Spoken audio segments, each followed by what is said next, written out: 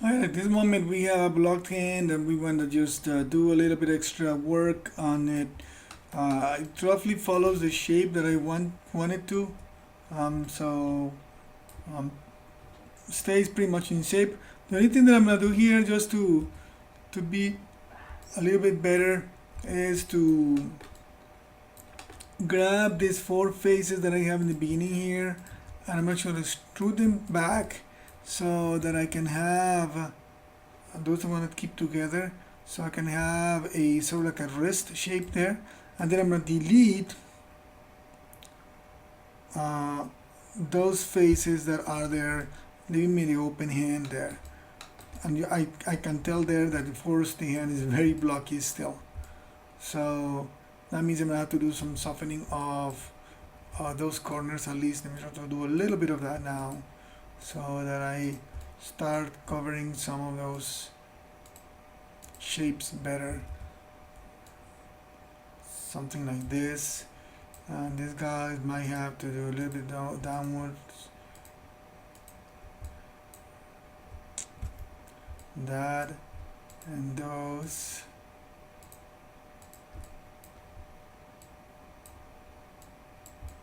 So if I just do it that way, start looking a bit better. Still there's some cleanup to be done, but for now that's okay. I'm going to delete history here, and actually I'm going to smooth these ones just to get some extra information. So I'm going to say mesh smooth, and it adds extra information that actually is going to help me, now that I have the basic shape, help me organize it some more. So for that, I'm going to go to the top view. Let me just do the top view on this one, and I'm going to select by object, and I'm going to well, first try to get the shape roughly to where my original hand was. Turn it sub selection. I'm moving it out a little bit there so that I don't lose my basic shape. And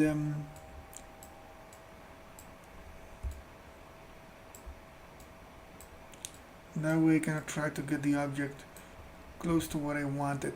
And I'm going to now adjust some of the edges of the fingers, because in terms of selection, because I have, for example, here I know that I need the cut for the knuckle for this first segment, the second and the third.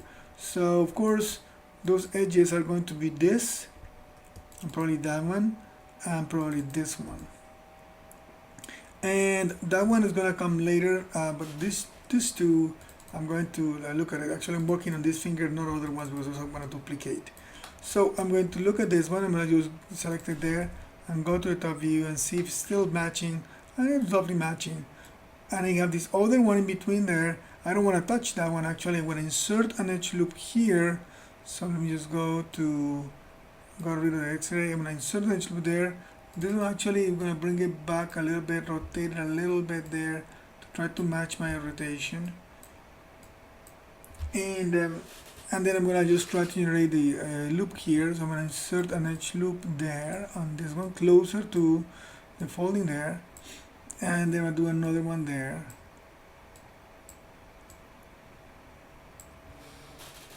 and I'm going to look at them in the perspective view. So key and very important here is that we want to generate 3 edges for each segment that is going to be folding. So 1, 2, 3. Then we have a fourth one that is kind of in the middle of the finger and in between then of the toes foldings, and then the bending points, and then the other 3 again. These ones I'm going to just bring a little bit closer there. Let me move those, double check, change the movement. Let's see, is that it here? Yeah, I'm going to change it to the component. That way you can slide them up more according to the direction of those. And I may have to just go back to the world in a little bit, but for now I'm going to just keep it like that. And I'm going to now look at those. I'm going to grab actually these faces, so I can just isolate those. I'm going to isolate those actually with the image plane, see if I can do that. Shift I, I didn't get the image plane, but that's okay, I can work with this. So right now I have my finger doing that, and I'm going to actually grab the vertices of what that wrinkle part of the finger is. I'm just gonna push it up. Let me change again to maybe object world, the rest better, and then get it there like that. And I'm gonna do this one too. And again, I'm just doing this finger because the other ones are going to be using this same one. The other thing I'm going to do here is that I'm going to grab these loops, not the middle one, although the middle one I have to fix too, but I'm going to fix these ones and I'm going to rotate them. Again, I'm going to change the rotation point pivot to, let's see what gives me best. World wouldn't be, object wouldn't be, component, that wouldn't be either. Let's see if Gimbal does something.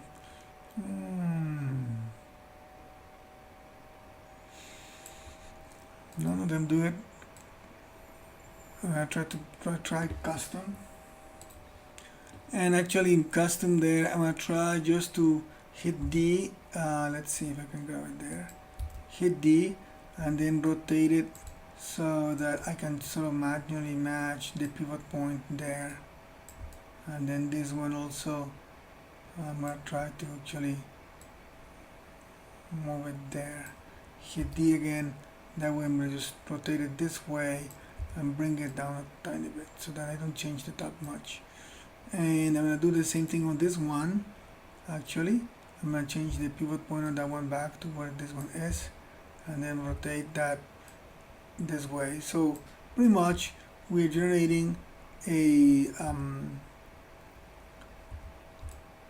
an angle where the finger is going to bend.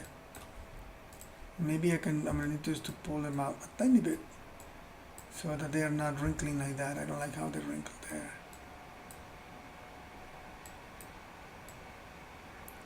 A little bit like that. So I want the top still to be a little bit wider.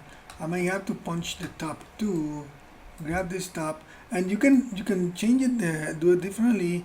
I've been looking at references and I forgot to show some of the references. I have this one that I don't. It's pretty much what we have. We can leave it like that, but I actually feel that something like this might give us a little bit extra information on the knuckles. Although my character doesn't need as much detail. This one has some extrusion there going on too, just to get a bit, or just to keep it a little bit more thin-like.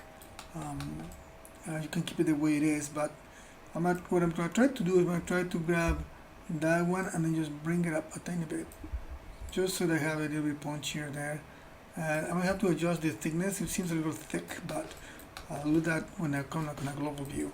I'm going to grab this loop, turn off soft selection, pressing the V key. I'm going to change in that custom. I'm going to go to the side view, actually, to the front view better.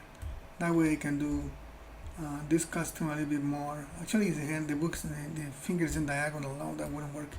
I have to do it like this, sort of.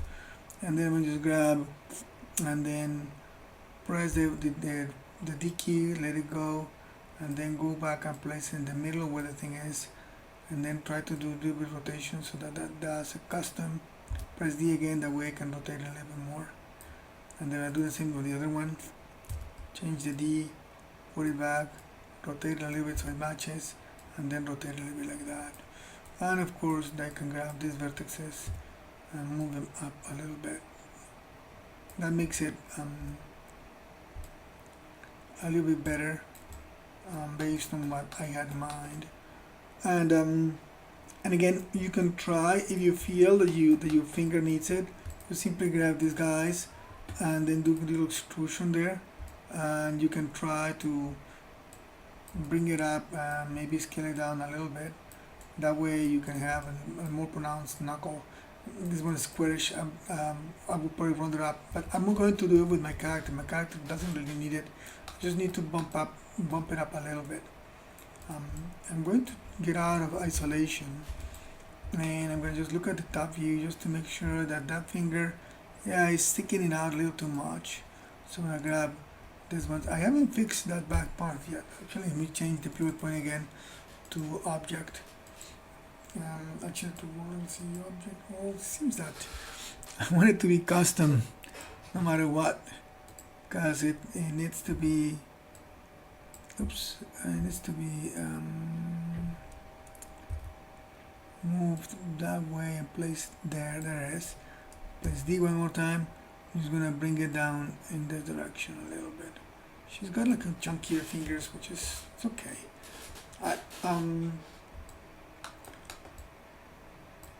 That is fine. Actually, I need to correct this when I said I was going to do it and I forgot to do it. Let me just do one fixing here, because I missed that. Now isolate this again, and what it is that this one seems to be okay. It's not quite, but the angle of this one, the middle point there, is not quite right. Actually, you need to get that edge loop to be perpendicular, or to have a better kind of 90-degree angle between this edge and this edge. So I'm gonna just grab and then press the D and move it back to where it was. Try to get it to where I need it to be. Oops, not rotating. Bring it down, place it in the middle there. Press D and might rotate it a little bit so that it becomes a little more perpendicular. I'm gonna do the same thing with these guys, just so that they have a little bit better chance. And this one, I'm gonna do press D one more time, bring it back, bring it to the center there, press D, and then do that. This one is a little bit too puffy still, so I'm gonna have to use to grab a couple of these vertices and pull them out. Once you have custom, the custom has to be placed anywhere you need it. Okay, so D again, pull it out a little bit. That way it does not wrinkle in too bad. Alright, so I got that finger there taken care of. The next thing I'm going to do is I'm going to give it some fingernail. So this edge, actually I want it to be there, so I'm going to keep that one there for now, put it back a little bit. But I'm going to just insert another edge loop here just to give her more information. So that edge loop there will allow me to have space for a fingernail. So let me just pull back a little bit just to see if the proportion of the fingernail is okay. I'm going to grab these vertices here and I'm moving forward. So like that, I'm going to push this one back a little bit. Of course, my pivot point is all now custom. And then I will put it back a little bit there. So you see I'm start shaping that fingernail there. Let me look at it from a distance. That way I can see if it's normal or not. It seems to be okay. So I'm going to just do an incremental save because I haven't saved in a while. So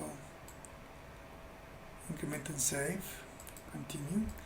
And then I'm just going to grab these two faces and I'm going to extrude them. So I generated a hole there. I'm not so sure why. Oh, I know what it is. I have isolation turned on.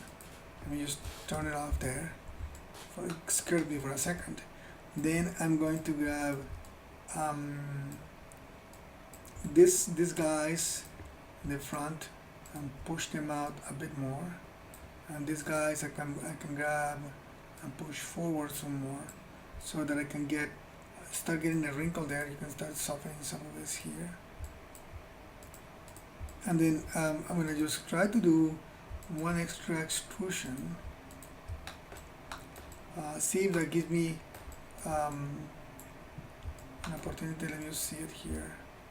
Feels a little squarish. Before I extrude anything, let me try to fix it by pushing this one up and that one up, so that I can curve it a little bit. And that one's also up. Pull it forward. I can try to grab these three back a little bit. You can leave it there if you want and do the rest of it with texturing. Or you can try extruding some more and actually maybe extruding some more will give you some extra definition here Let's try that to see what happens. And that pushes it back a tiny too much. I'm gonna have to go back and fine tune some of that in order to fix it. So it's up to you if you want to do it or not. In my case, I'm not going to do it. I'm gonna keep it like this.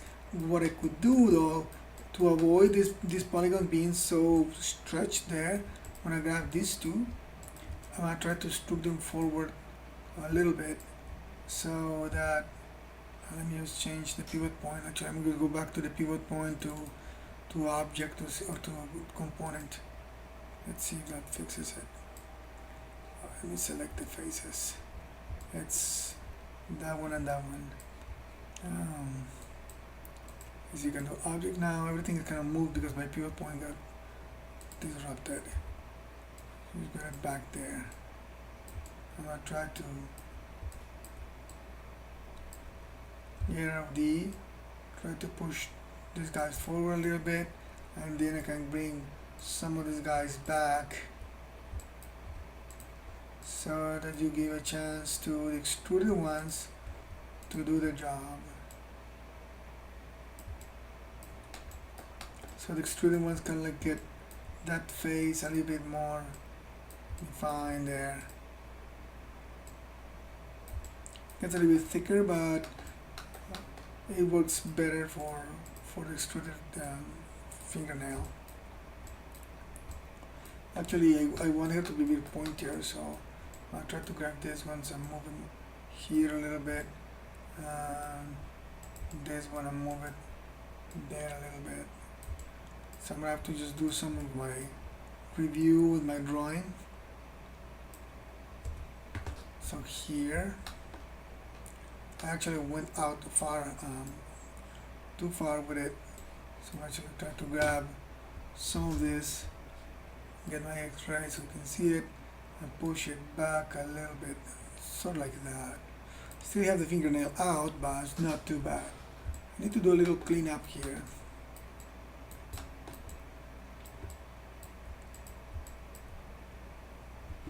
I'm going to say modify center pivot point on that selection, hopefully. The pivot point doesn't want to change.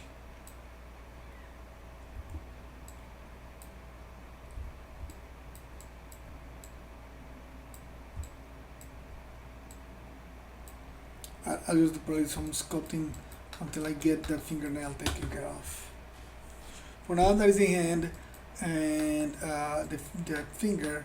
So the last thing I'm going to do before we move on to the next segment is I'm going to grab these other fingers and I'm going to get rid of them.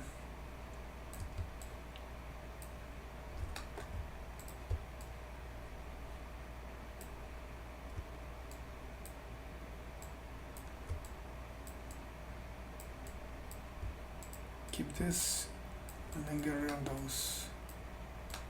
Alright, so I'm just going to delete, and for now I'm going to save there.